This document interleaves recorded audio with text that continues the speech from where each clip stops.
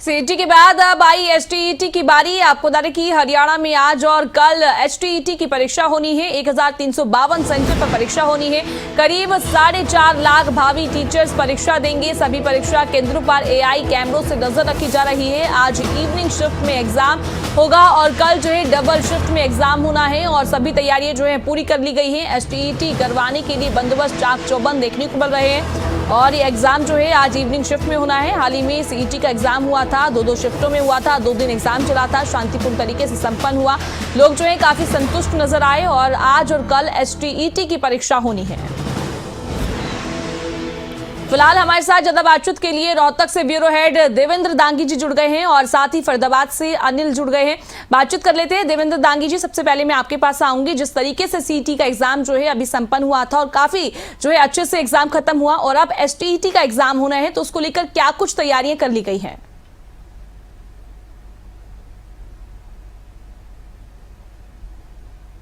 जी बिल्कुल, देखिए बताना चाहूंगा कि सीटेट का जो था, सीईटी का जो एग्जाम था वो एक बड़ा चैलेंज था, उसको पूरा किया गया है। उसके बाद जो है बैक टू बैक जो है एचटेट का एग्जाम ऑर्गेनाइज कंडक्ट किया जाएगा। आज और कल 2 दिन का ये शेड्यूल रहेगा। आज इवनिंग सेशन में है और कल मॉर्निंग और इवनिंग 2 शिफ्ट में एग्जाम होगा। फिलहाल हम लोग रोहतक एक सेंटर है, लालनाथ हिंदू कॉलेज, काफी पुराना कॉलेज है, यहाँ पर मौजूद है और वहाँ के प्रिंसिपल जो है वो हमारे साथ हैं। प्रिंसिपल साहब, किस तरह की व्यवस्थाएं रहेंगी एग्जाम की?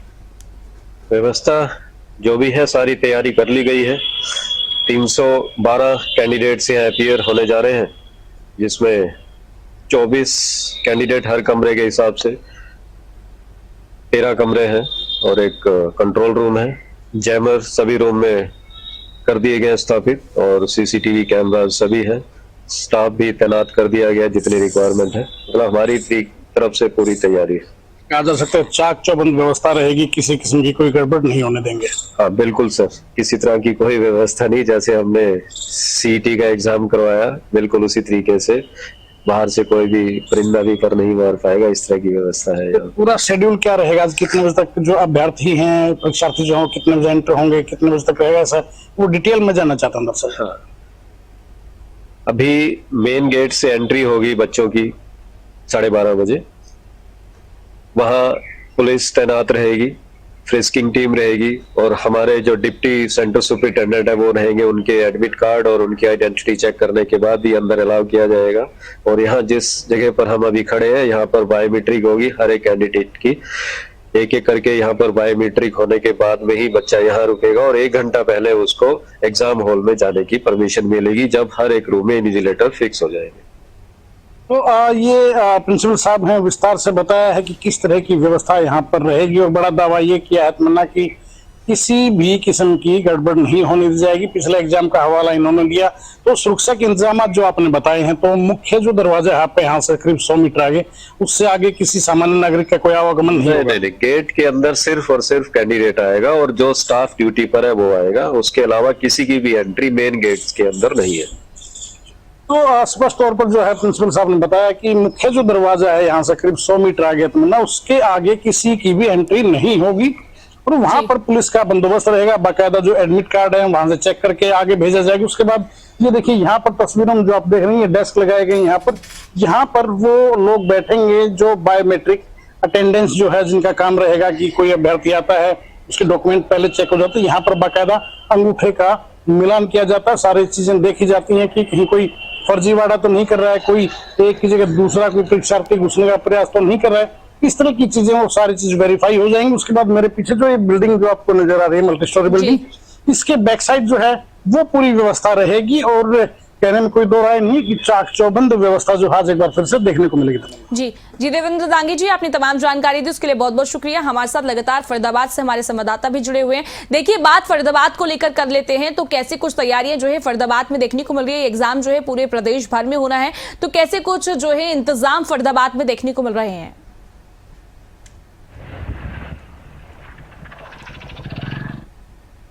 जी बिल्कुल, देखिए फरीदाबाद की बात कर जाए तो स्टेट एग्जाम को लेकर के 43 जो केंद्र हैं वो बनाए गए हैं, परीक्षा केंद्र हैं, जहां पर कि अलग अलग जगह पर जो है वो सुरक्षा के इंतजामात की बात कर जाए तो सभी जो परीक्षा केंद्र हैं उनके बाहर जो है वो सुरक्षा कर्मी बाकायदा तैनात किए जाएंगे। जिला उपायुक्त ने बाकायदा जो है वो पूरे फरीदाबाद की मॉनिटरिंग के लिए जो है वो ड्यूटी मजिस्ट्रेट इस पूरे परीक्षा को लेकर के जो है वो नियुक्त किए गए हैं, जो कि समय समय पर अपनी जो है गतिविधियां यानी कि समय समय पर जाकर के परीक्षा केंद्रों का निरीक्षण करेंगे, ताकि किसी भी प्रकार की कोई जो है वो अप्रिय घटना जो है वहां पे ना घट रही हो। तो इसको लेकर के बाकायदा जो है वो 2 दिवसीय एक तरीके से जो कह सकते हैं कि पाबंदियां जो है वो इन परीक्षा केंद्रों के 200 मीटर के दायरे में जो है वो लगाई गई हैं कि 200 मीटर के दायरे में तमाम तरीके की फोटोस्टेट की मशीन हो, इंटरनेट सेवाएं हो या फिर जो भी जो प्रोवाइडेड चीजें होती हैं परीक्षा को लेकर के, वो तमाम तरीके की जो है वो पाबंदियां रहेंगी। यदि उसका कोई उल्लंघन भी करता है तो कहीं ना कहीं देखिए उसके खिलाफ जो है वो सख्त कार्रवाई भी की जाएगी। अभी इस समय हम एक परीक्षा केंद्र के बाहर ही जो है वो खड़े हुए हैं, जो कि डीसी मॉडल पब्लिक स्कूल है, जहां पर कि आज जो है वो शाम को यानी कि जो फेज 3 है उसकी परीक्षा जो है वो होनी है, और फेज 1 और 2 की जो परीक्षा है वो कल यानी कि 2 शिफ्टों के अंदर जो है वो होगी। लगभग 11:15 बजे के आसपास का समय जो है वो जो छात्र यहाँ पे पहुंच रहे हैं परीक्षा देने के लिए, उनको जो है वो एंट्री दी जाएगी, जिसके बजाय बाकायदा बायोमेट्रिक के माध्यम से उनकी जो है वो जांच होगी।